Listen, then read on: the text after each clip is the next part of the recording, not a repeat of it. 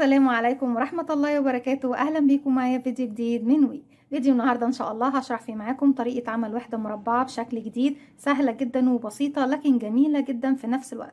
هنستخدمها لإيه؟ هنستخدمها لعمل مفرش سرير أو بطانية بيبي، قطعة واحدة لكن مميزة وبسيطة وجميلة جدا. أتمنى يا رب إن هي تنول إعجابكم. لا تنسوا إذا عجبكم الفيديو تعملوا لي لايك وشير وسبسكرايب، وكمان ما تنسوش تفعلوا زرار الجرس عشان دايما يوصلكم مني كل جديد. هنستخدم مجموعة من الألوان في الوحدة بتاعتنا، لكن انتوا ممكن تستخدموا بكرة بخيوط شنجا، وبكرة بتكون بلون ثابت يكون هو لون القاعدة او الارضية للبطانية او للمفرش. لكن انتوا عارفين ان بحب دايما نشكل في الالوان عشان نبتدي نعرف كمان طريقة تغيير اللون في كل مرحلة بتكون ايه. معايا هنا خيوط صوف متوسطة السمك، مش كلها نوع واحد لكن كلها سمك واحد. يعني بصوا انتوا ممكن تشتغلوا باكتر من نوع، لكن في نفس الوقت نتأكد ان كل السمكات اللي احنا بنشتغل بيها تكون سمك واحد. مع إبرة رقم 3.5 مليمتر، ودايما بنحدد كمان رقم الإبرة المناسب لسمك الخيط اللي بنشتغل بيه. هنقول بسم الله الرحمن الرحيم. نبتدي بس نبعد أغلبية الألوان ونبتدي نشتغل بلون لون. في البداية ببتدي أعمل دائرة سحرية، بجيب الخيط بتاعي بسيب منه مسافة وابتدي على 2 من أصابع أو صباع واحد مفيش مشكلة، بلف الخيط بالشكل ده والف للخلف وارجع تاني للأمام.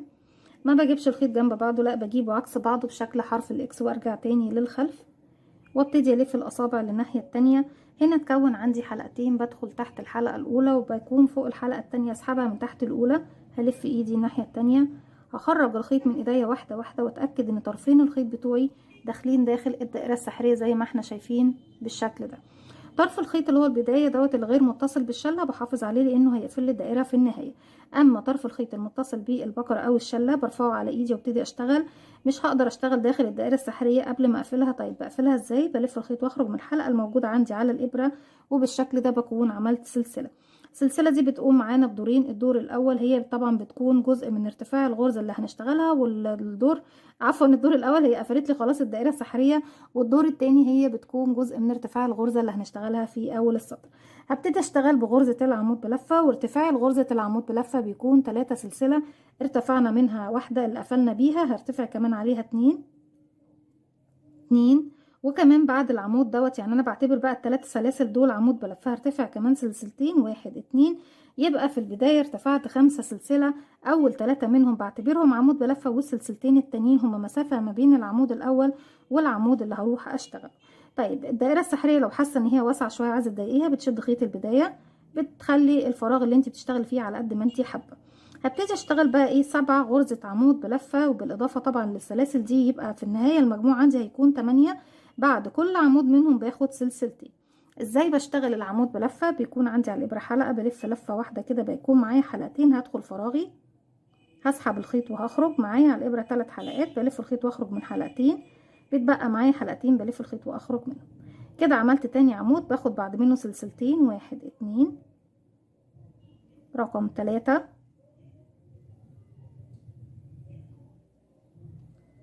1 2 سلسلة 4 1 2 5 1 2 6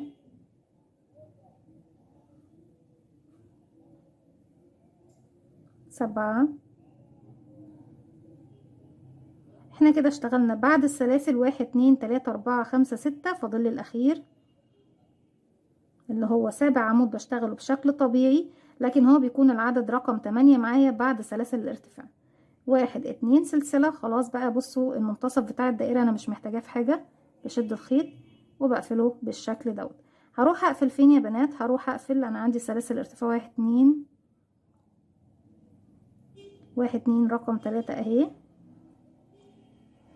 بدخل فيها وبخلي معايا كمان خيط البداية والف الخيط واسحب منها ومن الحلقة اللي عندي على الابرة.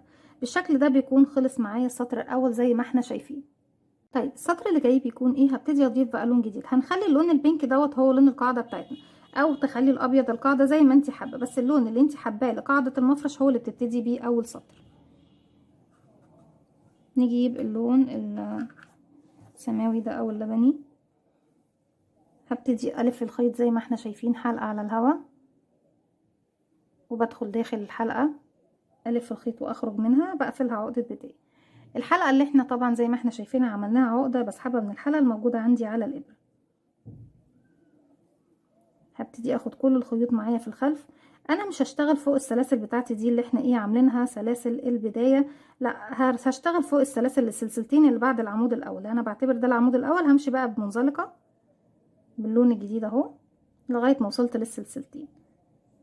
هرتفع سلسلة فوق السلسلتين، هروح اشتغل في نفس الفراغ غرزة حشو. زي بشتغلها بيكون عندي على الابرة حلقة، بدخل فراغي اسحب الخيط واخرج، بيكون معايا حلقتين بلف الخيط واخرج منهم. من دون ما ارتفع اي سلاسل ارتفاع هعمل هروح للسلسلتين اللي جايين وهشتغل فيهم 7 غرزة عمود بلف. 1 2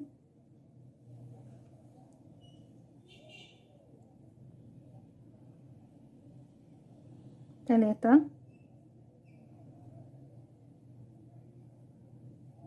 4 5 6 7. كده خلصت ال7 فوق الفراغ رقم 2، الفراغ رقم 3 اللي فيه سلسلتين بتجاهل الاعمدة خالص يا بنات، ما ماليش علاقة بيه، بروح فوق الفراغ اللي بعده اللي فيه سلسلتين واعمل غرزة حشو. هروح مباشرة للفراغ اللي جاي، بسحب الخيوط معايا في الخلف زي ما احنا شايفين. الفراغ اللي جاي بشتغل فيه 7 غرزة عمود، بكرر تاني 7 غرزة عمود بلفة كده. 1 2 3 4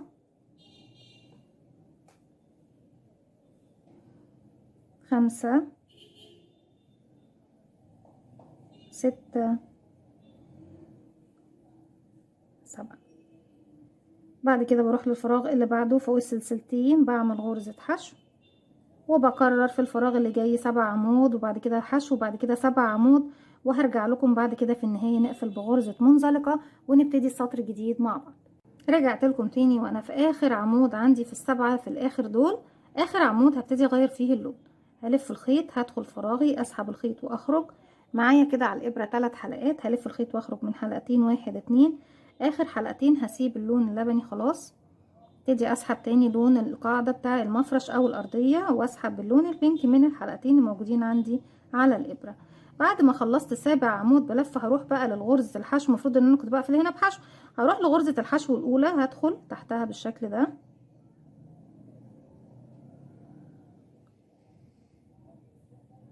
وبلف الخيط وبسحب من تحتها ومن تحت الحلقة دي بغرزة منزلقة.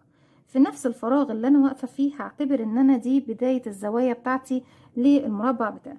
هرتفع 1 2 3 4 5 وفي نفس الفراغ هروح اشتغل عمود بلفة،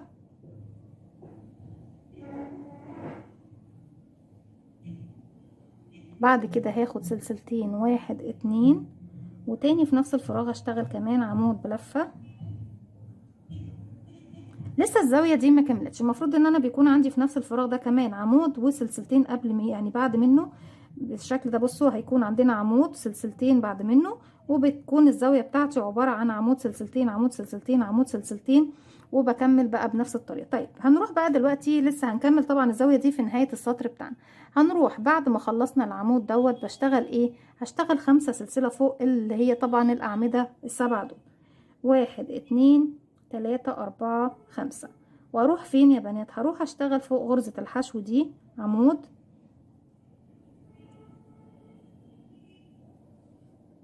بصوا الزاوية اهي، وفوق المربع ال7 دول بيكون 5 سلسلة. 1 2 سلسلة وتاني في نفس الفراغ فوق الحشو كمان عمود كده، تاني 1 2 سلسلة 1 2 كمان عمود، تالت 1 1 2 كمان عمود وهو رقم 4 والاخير عندي في الزاوية دي. يبقى كل زاوية هتكون مكونة عندي من كام عمود يا بنات؟ من 1 وسلسلتين 2 سلسلتين 3 سلسلتين 4. خلاص يبقى عندي 4 أعمدة ما بين كل عمود وعمود منهم سلسلتين. يبقى انا عندي هنا دول 3، فاضل لي 1 بنكمله في نهاية السطر بتاعي. هرجع فوق الاعمدة السبع باخد 5 سلسلة، 1 2 3 4 5، وارجع تاني اكرر فوق الحشو عمود سلسلتين عمود سلسلتين عمود سلسلتين عمود، لغاية ما بوصل طبعا النهاية يكون معايا 4 عمود ما بين كل عمود وعمود سلسلتين كده. 1 2 سلسلة، تاني في نفس الفراغ 2 1 2 سلسلة، تاني في نفس الفراغ 3 1 2 سلسلة، تاني في نفس الفراغ 4. بعد كده باخد 5 سلسلة واروح فوق الحشو بكرر نفس اللي عملته في الزوايا بتوعي، هكمل لغاية ما بوصل للزاوية دي وارجع لكم نكمل مع بعض. رجعت لكم تاني بعد ما اخدت اخر 5 سلسلة، هروح بقى في الفراغ الاول هو هشغل كمان عمود بلفة تكملة الزاوية بتاعتي، وبعديه سلسلتين 1 2، وهنروح بقى فين 1 2 رقم 3 سلسلة رقم 3، بجيب الحلقة الامامية كده للامام وارجع ارفع الابرة الحلقتين اللي ورا واغلف الخيط واخرج منها ومن الحلقة كمان اللي عندي على الابرة. كده بيكون خلص السطر ده معايا. هبتدي بقى ارجع للون جديد، او لو حابة تكملي بتسحبي، لو بتعملي باللونين بس بتسحبي اللون اللبني تاني، لكن احنا حابين نغير مجموعة من الالوان، ناخد اللون دوت قريب شوية. ببتدي الفه بقى حلقة على الهواء زي ما احنا شايفين، وبعد كده بدخل داخل الحلقة الف الخيط واخرج منها واقفلها عقدة بتاية. هسحب الحلقة دي من الحلقة الموجودة عندي على الابرة وابتدي ايه اشتغل. بس هشتغل فين يا بنات؟ بروح للسلسلتين، همشي بمنزلقة للسلسلتين اللي هما دول، وفوق السلسلتين دول بشتغل ايه؟ هشتغل سلسلة وغرزة حشو. هروح للفراغ اللي بعده اللي فيه السلسلتين بتوعي التانيين واشتغل 7 غرزة عمود بلف. 1 2 3 4 5 6 7. اللون البينك انا ممكن اسيبه هنا لان انا برضك برجع اسحبه من نفس المكان. طيب بعد ما عملت 7 انا عندي هنا 5 سلاسل، المفروض ان انا فوق السلسله اللي في المنتصف، يعني بعد 1 2 وفي المنتصف بشتغل حشو، بس انا مش هشتغل حشو في السلسله نفسها، هشتغل حشو فين؟ شايفين ال7 عمود اللي تحت دول؟ هسيب منهم 3 على اليمين و3 على اليسار واشتغل في العمود اللي في المنتصف، وبيكون معايا على الابره كمان السلاسل بتاعتي اللي احنا ايه كنا عاملينها ال5 بالشكل ده اهو. انا اشتغلت فين؟ اشتغلت في العمود اللي في المنتصف في سنتر الاعمدة اللي تحت دي. هرجع هلف الخيط على الابرة وهروح فين؟ شايفين اول سلسلتين دول؟ هروح اشتغل فيهم 7 غرزة عمود بلف. 1 2 3 4 5 6 7.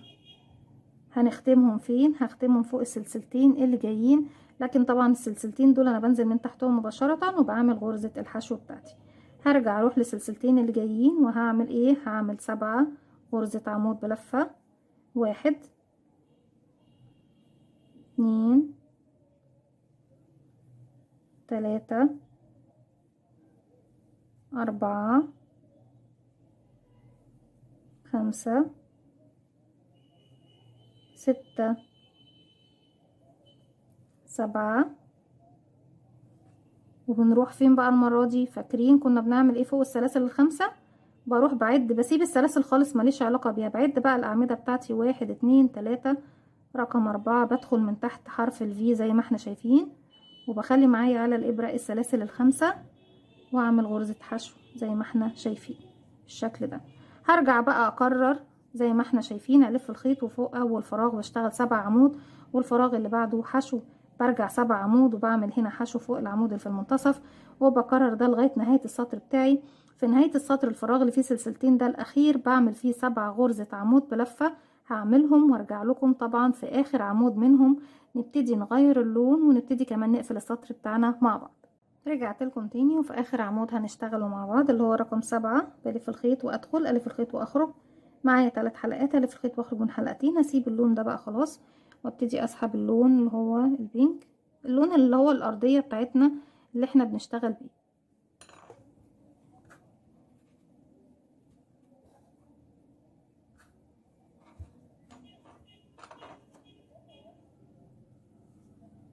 ببتدي اسحبه زي ما احنا شايفين من الحلقتين الموجودين عندي على الابرة.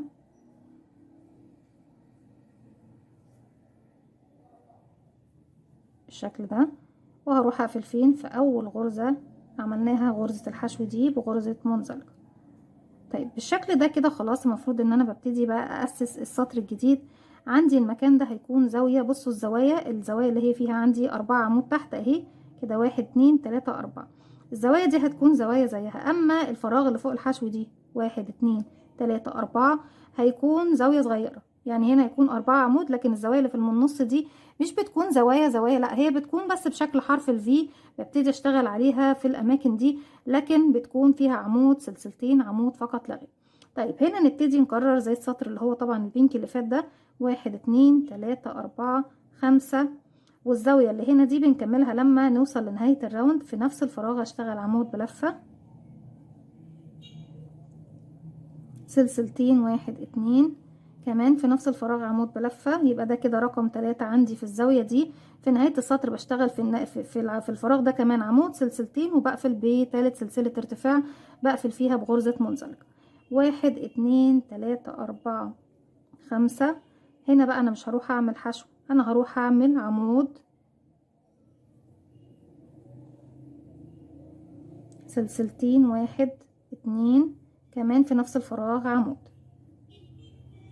زي ما احنا شايفين بيكون الشكل بتاعي كده. وبروح بعد كده فوق ال7 عمود باخد 5 سلسلة، 1 2 3 4 5. هروح فوق غرزة الحشو بعمل بقى الزاوية بتاعتي، 1 عمود، سلسلتين، 1 2، كمان في نفس الفراغ 2 عمود، سلسلتين، 3 عمود، سلسلتين، 4 عمود. يبقى الزوايا بيكون فيها كام عمود؟ بيكون فيها 4. اما الفراغات اللي في المنتصف بيكون فيها عمود، سلسلتين، عمود بس. هرجع 5 سلسلة، 1 2 3 4 5. هروح اسيب الاعمدة ال7 واروح هنا فوق الحشو دي بشغل عمود، 1 2 سلسلة، كمان في نفس الفراغ عمود، ارجع 5 سلسلة، 1 2 3 4 5، واروح اعمل زاوية، والزاوية بكون فوق الزاوية. شايفين هنا 4 اعمدة، يعني معنى كده ان انا عرفت ان ده مكان الزاوية. 1 2 سلسلة، كمان عمود في نفس الفراغ رقم 2، و2 سلسلة، عمود تالت، 2 سلسلة، عمود رابع. بعد العمود الرابع ما باخدش 2 سلسلة، لا باخد بقى فوق ال7 عمود 5 سلسلة، 1 2 3 4 5. وبكرر دوت لغاية طبعا ما بوصل لنهاية السطر بتاعي. في نهاية السطر بتاعي زي ما اتفقنا مع بعض، زي ما عملنا السطر البينك دوت، بشتغل في الفراغ اللي هو اشتغلنا فيه الأعمدة ال3 بشتغل عمود، سلسلتين، وبعد كده هرجع لكم نقفل مع بعض ونبتدي نشتغل السطر الجديد مع بعض. رجعت لكم تاني في نهاية السطر بتاعي بعد ما اشتغلت ال5 سلسلة. هروح فوق الفراغ الأول هو اللي اشتغلت فيه، هشتغل فيه كمان عمود بلفة،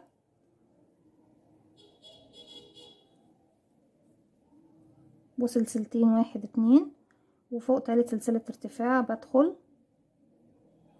بشتغل غرزة منزلقة. هسيب اللون البينك وابتدي اجيب لون جديد نشتغل بيه. بقفل عقدة بداية وبسحب الحلقة الجديدة من الحلقة الموجودة عندي على الإبرة زي ما احنا شايفين، وبمشي بيها بمنزلقة لغاية السلسلتين اللي هما أول سلسلتين بيقابلوني. هرتفع كام سلسلة دلوقتي؟ هرتفع سلسلة واحدة بس زي ما احنا شايفين، واشتغل غرزة حشو. الفراغ رقم 2 اللي فيه سلسلتين هشتغل فيه 7 غرزة عمود بلفة، 1 2 3 4 5 6 7. هنلاقي عندنا هنا فين الخمسة سلسلة والسبع عمود اللي تحتهم. هعد من تحت 1 2 3 ورقم 4 بدخل وبرفع معايا الخيوط بتاعتي زي ما احنا شايفين اهو، وبعمل غرزة حشو. طبعا بتكون فوق السلسلة رقم كام؟ السلسلة رقم 3 في المنتصف اللي هي عند الخمس سلاسل. ارجع اروح اعمل هنا زي ما احنا شايفين في المكان ده. هنعمل ايه؟ هنعمل كمان 7 عمود. 1 2 3 4 5 6 7. يعني فوق العمود سلسلتين عمود، انا اشتغلت 7 عمود بلفة. هروح بعد كده فوق الخمس سلاسل في العمود اللي في المنتصف بنزل، وبيكون معايا كمان السلاسل باللون البينك اهي على الابرة، واعمل غرزة حشو. ارجع عندي الفراغات دي، اول فراغ منهم بشتغل 7 عمود. 1 2 3 4 5 6 7. الفراغ اللي جاي بنزل اعمل من تحت سلسلتين غرزة حشو. اللي بعده 7 عمود. 1 2 3 4 5 6 7. هيقابلني الخمس سلاسل اللي تحتهم 7 عمود بلفة، 7 غرزة عمود في العمود اللي في المنتصف الأوسط، بعمل فوقيه غرزة حشو، وبيكون معايا طبعا السلاسل على الإبرة زي ما احنا شايفين. هرجع تاني فوق بقى عفوا فوق الزاوية اللي هي مش الزاوية الأربعة يا بنات، لا، المكان اللي يشبه الزاوية الصغير ده اللي فيه عمود سلسلتين عمود بشتغل 7 عمود. ارجع اعمل حشو في العمود في المنتصف، ارجع اشتغل على الزاوية دي زي ما عملنا هنا بالظبط، وبكمل بقى الشكل بتاعي بنفس الطريقة لغاية ما بوصل لنهاية السطر بتاعي. لما بوصل للمكان دوت عندي هنا اهو، بصوا بعمل هنا 7 عمود بلفة. يعني هنا قبله طبعا هيكون ايه، خلاص ريدي، احنا حافظين الخطوات. فوق العمود اللي في المنتصف بعمل حشو وبضم معايا كمان السلاسل الخمس.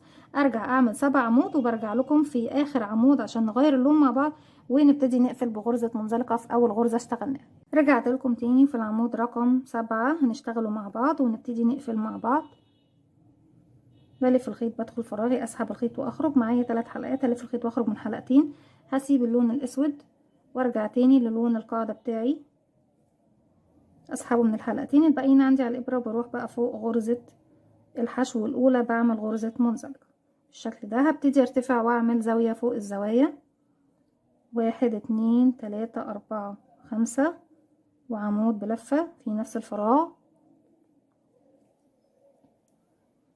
سلسلتين 1 2 وكمان عمود بلفة في نفس الفراغ.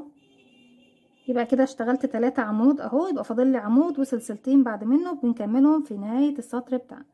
طيب هنا احنا فوق السبع عفوا عمود بلفة، باخد فوقيهم 5 سلسلة. 1 2 3 4 5. خلاص بتبقى خطواتنا محفوظة لغاية نهاية المفرش او نهاية البطانية اللي بنعملها، بتبقى هي نفس الخطوات بتتكرر لغاية ما بوصل لنهاية المربع بتاعي. وزي ما اتفقنا مع بعض ان البطانية كلها بتكون مربع واحد، يعني مش بتعملي مجموعة مربعات وتشبكيهم، بتكون كلها مربع واحد، يعني بتكون سهلة علينا جدا. هروح بقى فوق غرزة الحشو دي واروح اعمل ايه، عمود، سلسلتين 1 2 كمان عمود في نفس الفراغ. ارجع 5 سلسلة فوق 7 عمود. 1 2 3 4 5.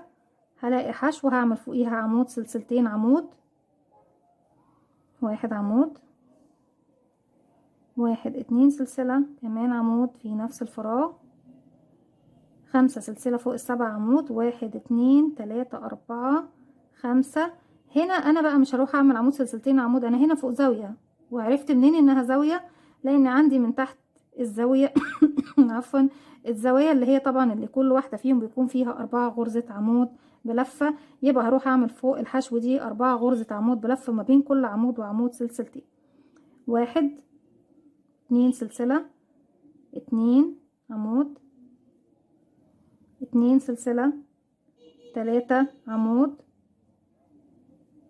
2 سلسلة، 4 عمود. وبعد الرابع طبعا ما بعملش سلسلتين، بعمل 5 سلسلة، 1 2 3 4 5. وبروح اشتغل فوق دي الحشو دي بشتغل ايه؟ عمود سلسلتين عمود، عمود، 1 2 سلسلة كمان عمود. وبكرر بقى زي ما احنا شايفين. خلاص خطواتي كلها بتبتدي تكون تكرار، 5 سلسلة عمود سلسلتين عمود. هنا زاوية بكرر فيها زاوية زي دي بالظبط، ارجع اعمل 5 سلسلة عمود سلسلتين عمود، 5 سلسلة عمود سلسلتين عمود، زاوية، وهكذا لغاية نهاية السطر. في نهاية السطر طبعا بيكون عندي في النهاية هنا في نفس الفراغ اللي اشتغلت فيه في بداية السطر بشتغل عمود سلسلتين، وبقفل في ثالث سلسلة ارتفاع بغرزة منزلقة. وببتدي زي ما احنا شفنا طبعا بنبتدي نغير الالوان ونبتدي نضيف الالوان اللي احنا حابينها، وبنكمل المربع بتاعنا لغايه ما بنوصل لنهايه المفرش بنفس الطريقه. دي كانت فكرتي النهارده، اتمنى يا رب ان هي تكون سهله وبسيطه وانها تنول اعجابكم. السلام عليكم ورحمه الله وبركاته.